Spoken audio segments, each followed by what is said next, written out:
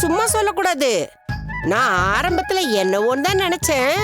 ஆனா சரியான தந்திரக்காரி தான். இங்க பல இடத்துல பொண்டாட்டி சொல்றத புருஷன் கேக்குறதே இல்ல. ஆனா முத்து மீனா சொல்றதுக்கெல்லாம் அப்படியே தலையாட்டுவான், தஞ்சாவூர் பொம்மை மாதிரி.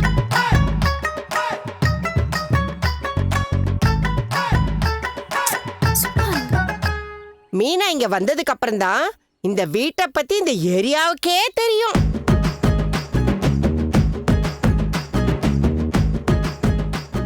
ஏன்னா அதுக்கு முன்னாடி வீடு ரொம்ப அமைதியா இருக்கும்.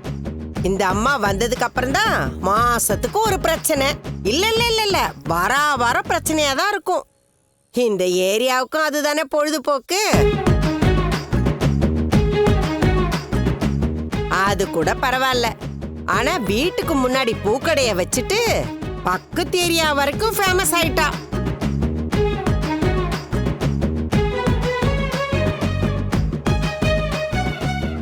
என்னம்மா நம்ம அக்கா பத்தி இப்படி எல்லாம் பேசுறாங்க? பேசாம திட்டி விட்டுறவா? எனக்கும் கோவம் தான் வருது, அமைதியா இரு. மண் குதிரையில ஆத்த கடக்க ஏறுனா இப்பதான் பாதி கரையை கடந்திருக்கா. ஆனா எவ்வளவு பிரச்சனை வந்தாலும் சரி எல்லாத்தையும் தாண்டி நிக்க தானே செய்யறா.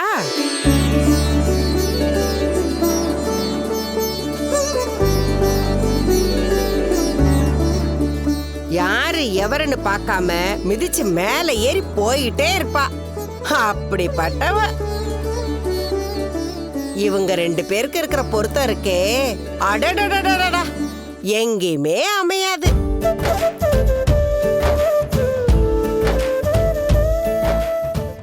அப்படி ஒரு பொருத்தம்.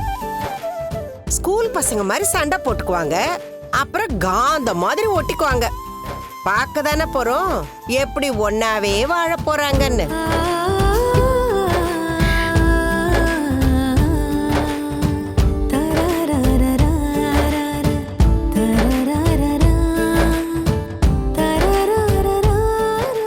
பரவாயில்லையா அண்ணாமல?